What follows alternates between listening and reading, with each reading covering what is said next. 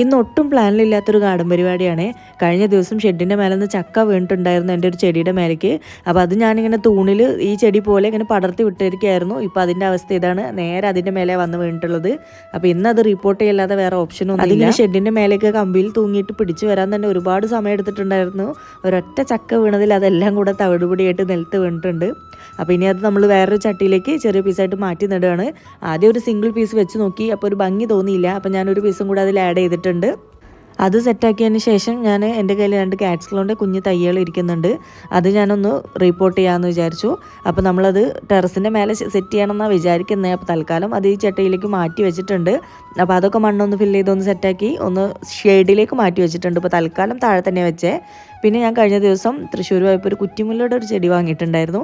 അപ്പോൾ ഏതായാലും മണ്ണുണ്ട്, അപ്പോൾ അതും കൂടെ ഒന്ന് നട്ടേക്കാമെന്ന് വിചാരിച്ചു. എല്ലാം സെറ്റ് ചെയ്തതിൻ്റെ ഫൈനൽ ഔട്ട്പുട്ട് കാണുമ്പോൾ ഞാൻ ഭയങ്കര ഹാപ്പി ആവാറുണ്ട്.